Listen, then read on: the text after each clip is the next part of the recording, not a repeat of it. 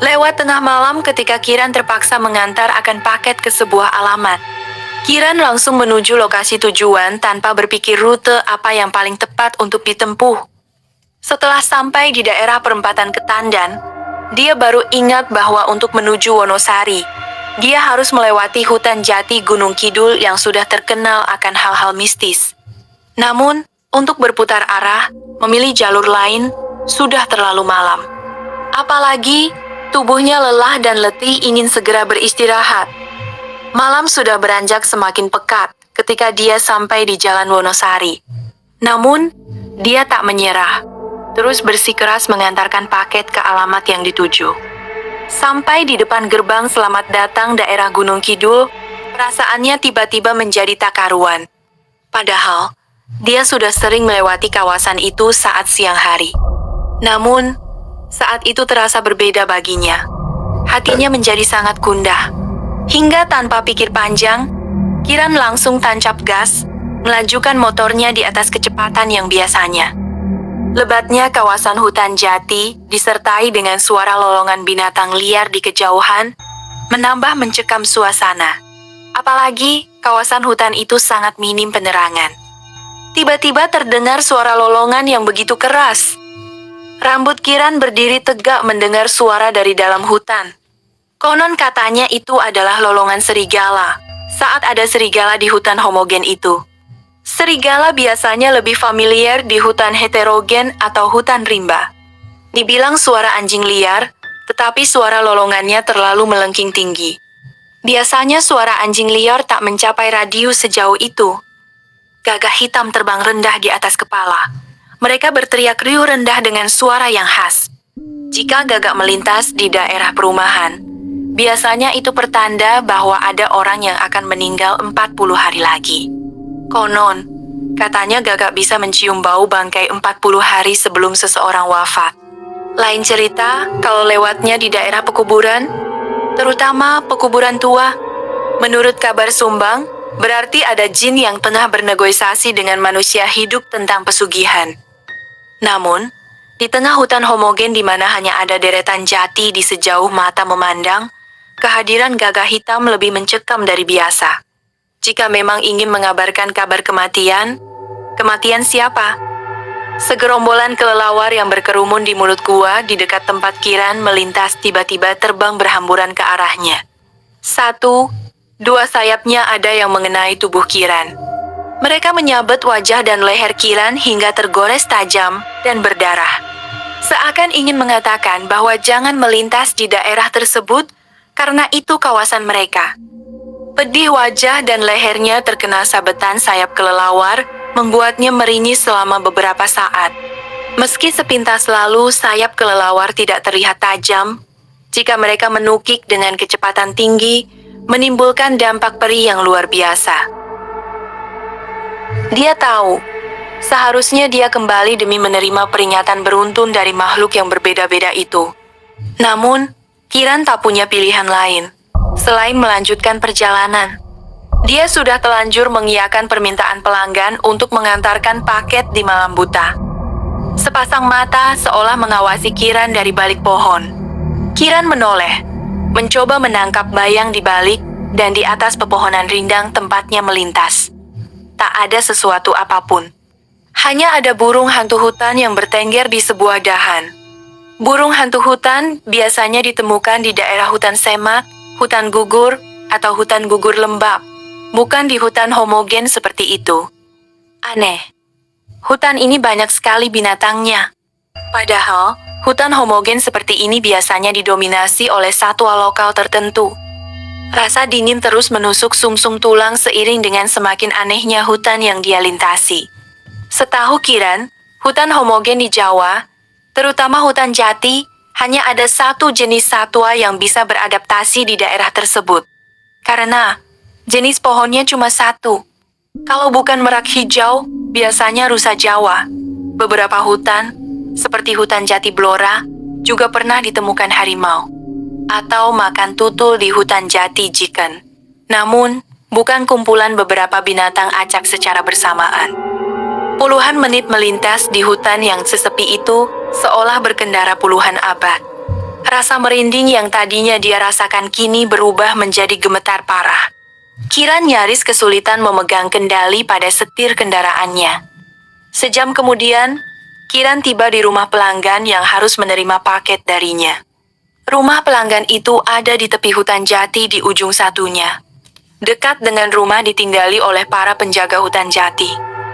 Jalan ke sini dari arah Ketandan. Cukup gelap ya, Bu? Apakah tidak ada jalan lain untuk kembali ke daerah sana, selain harus putar balik? Wah, sayangnya tidak ada, Mas. Kalau Mas mau, tinggal menunggu pagi saja di pos penjaga hutan situ. Nanti habis subuh baru kembali. Kalau sudah subuh, sudah terang hutannya. Apalagi, banyak orang yang mencari kayu bakar. Jadi, pasti perjalanan akan terasa lebih menyenangkan. Sang penerima paket menjelaskan detail, seolah tahu pasti kegundahan apa yang dirasakan oleh Kiran. Kiran melirik arlojinya. Pukul 12 lewat tengah malam. Sepertinya tidak bisa berlama-lama di sini saya, Bu. Keluarga saya pasti mencari. Istri saya pencemburu. Dia tidak akan mau menerima alasan kalau saya bekerja sampai subuh. Apalagi, kalau trek jalan saya berhenti di titik tertentu dalam waktu sekian jam. Dia pasti berpikir macam-macam. Bayangan istrinya yang mengamuk dengan sapu di tangan, merajuk ingin minta dipulangkan ke orang tua atau menyuruhnya tidur di pos Siskamling keesokan harinya, membuat Kiran sepenuhnya merinding. Bayangan itu jauh lebih menakutkan daripada apapun di dunia. Betapa tidak, dia bergantung hidup hampir sepenuhnya pada sang istri. Rumah yang ditinggalinya bersama sang istri itu rumah hasil kerja keras istrinya. Juga perabotan yang ada di dalamnya. Motor yang ditunggangi Kiran sehari-hari pun istrinya yang membelikan. Pekerjaannya tidak memungkinkannya untuk memenuhi kebutuhan istrinya yang ada di atas UMK setempat. Oh, ya sudah. Kalau begitu, hati-hati di jalan, Mas. Kalau bertemu persimpangan 4, pilih jalan yang beraspal, jangan yang lain. Kiran terpaksa melintas hutan jati Gunung Kidul lagi dengan rute yang sama menuju ke Tandan. Namun, sekitar 15 menit setelah putar balik, Kiran mulai kebingungan karena jalan yang dia tempuh tadi terasa berbeda. Jalan yang dia tempuh tadi cukup lurus dan tak bercabang-cabang. Kini dia dihadapkan pada persimpangan. Dia tertegun cukup lama di sebuah pertigaan. Bimbang akan memilih arah yang mana. Terutama karena dia merasa tidak pernah melewati jalan itu sama sekali.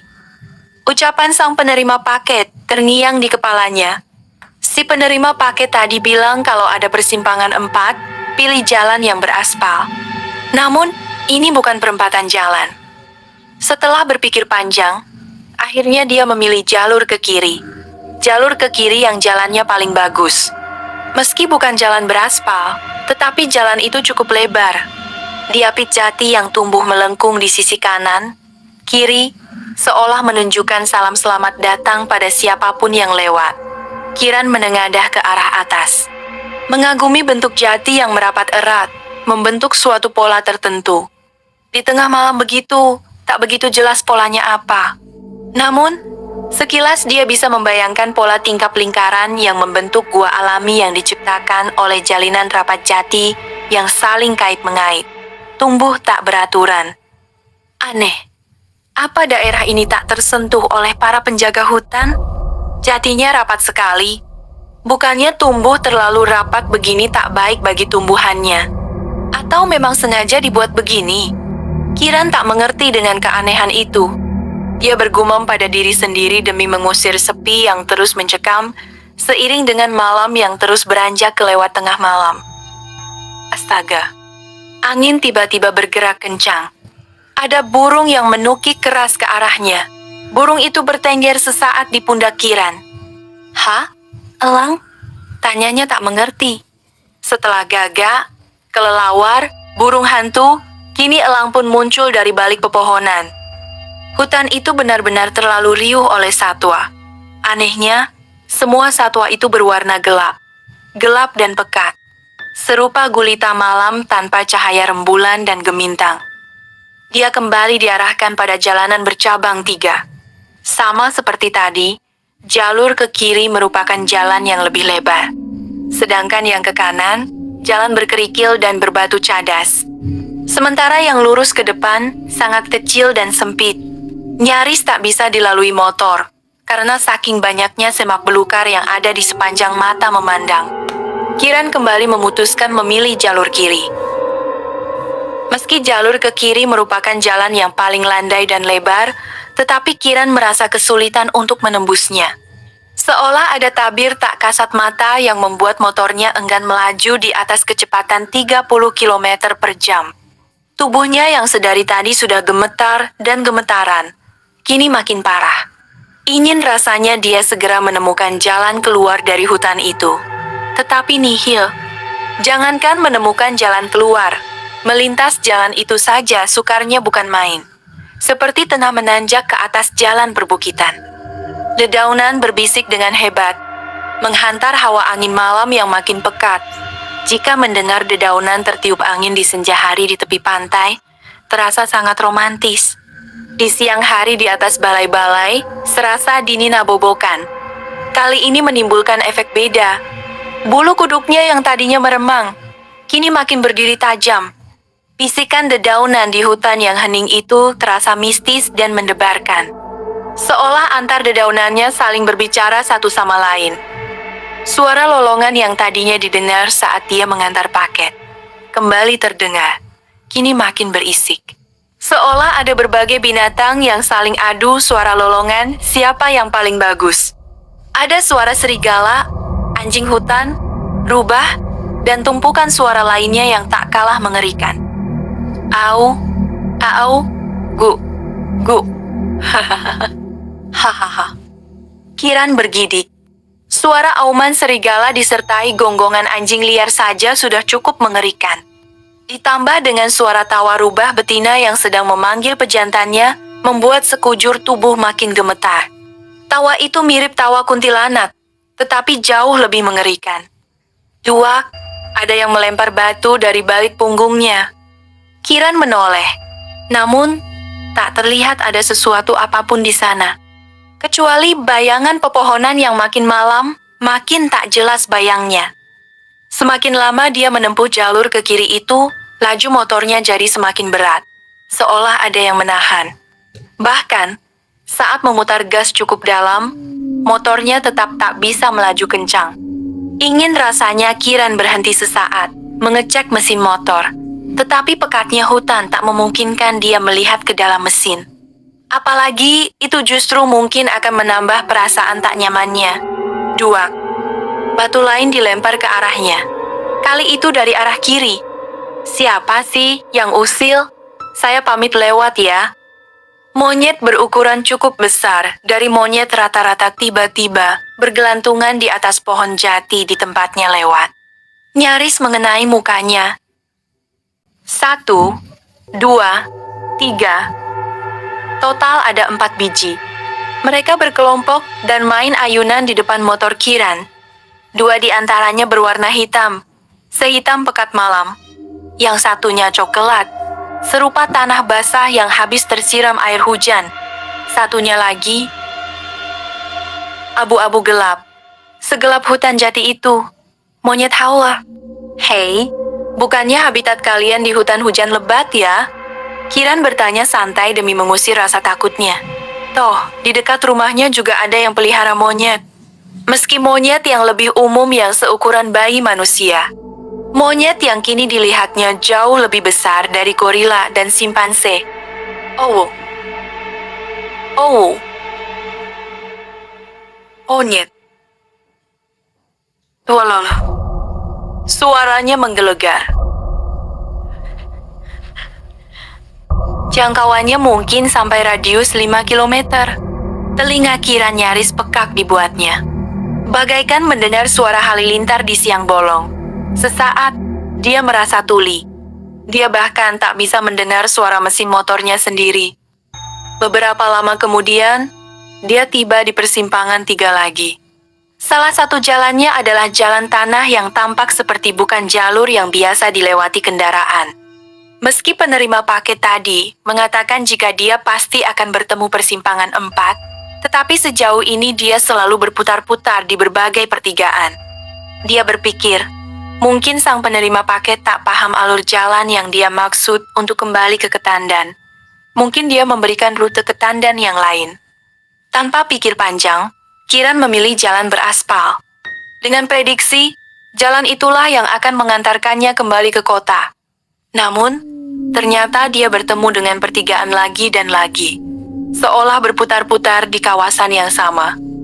Merasa ada yang tak beres, dia berusaha menghubungi rekan sesama ojol. Namun, tak ada sinyal sama sekali di gawainya. Saat itu, waktu sudah menunjukkan hampir pukul 2 dini hari. Dia tiba di persawahan di perbukitan kapur, yang dia sama sekali tak tahu lokasinya. Bahkan, tak pernah mendengar adanya lokasi itu dari rekan sesama ojol. Di situ, dia bertemu dengan siluet seseorang yang sedang duduk di atas jembatan. Lelaki berusia sekitar setengah abad itu mengenakan caping lebar yang menutup hampir seluruh wajahnya. Bagian bawah wajahnya sepenuhnya hitam tertutup bayangan malam. "Maaf Pak," numpang tanya, "arah menuju ke Tandan ke arah mana ya? Saya cari dari tadi tidak ketemu, malah berputar-putar terus sampai tersesat ke sawah ini." "Ikuti saja jalan tengah sawah ini, Mas. Terus lurus. Jangan pernah menoleh lagi. Kalau menoleh ke belakang, nanti tersesat lagi. Kalau menoleh berkali-kali, malah makin tersesat nantinya. Khawatirnya nggak bisa kembali." Kiran mengangguk mengiyakan. Mohon pamit lagi telah berbasa-basi dan berucap terima kasih, sudah membantu menunjukkan arah. Kiran kembali menggeber motornya, menerjang jalan setapak di tengah hamparan sawah. Meskipun jalan sempit dan diapit persawahan, ia berhasil melewatinya. Jalan berkelok-kelok memaksa Kiran mengurangi kecepatan hingga 20 km per jam. Betapa bahagianya ia bisa lepas dari jalan yang membuatnya gelisah. Ia pun menoleh, ingin melihat sosok yang tadi membantunya. Kiran lupa, itu melanggar pantangan yang telah diingatkan sang penolong. Saat menengok, yang ia lewati bukanlah sawah, melainkan hutan jati lagi. Seorang perempuan berpakaian putih tersenyum sinis padanya. Ia bersandar di bawah pohon jati, menganyam sesuatu, mahkota daun dari dedaunan kering.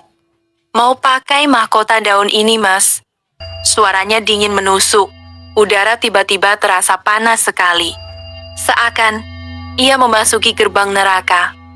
Kiran menggeleng cepat, berharap itu hanya ilusi, halusinasi, atau fatamorgana. Namun, siluet perempuan itu tak hilang, malah semakin nyata. "Saya nyata, Mas, bukan ilusi, apalagi halusinasi. Lihat, teman-teman saya banyak." Kiran menoleh ke arah tenggara. Berbagai makhluk mengerikan berdiri di sana. Ada yang mirip monster, hijau menjijikan, berbau busuk, lebih menyengat dari amonia dan hidrogen sulfida. Ada yang seperti serigala berkepala manusia, berkaki 5. Kiran kalut melihat 5 kepala serigala itu. Lalu, makhluk dingin menyergapnya dari belakang, memeluknya erat hingga hampir sesak napas. "Gimana, Mas? Mau kenalan dengan teman-teman saya?" Kiran tak bisa menjawab. Pandangannya gelap. Motornya masih menyala. Setir terlepas dari genggamannya. Kiran terjatuh di hutan jati, tepat di bawah makhluk berkaki 5. Kaki-kaki makhluk itu mencengkeram kakinya. Motornya melaju beberapa meter sebelum menabrak pohon jati besar. Kiran tak sadarkan diri. Mas, bangun. Kenapa tidur di tengah jalan begini?"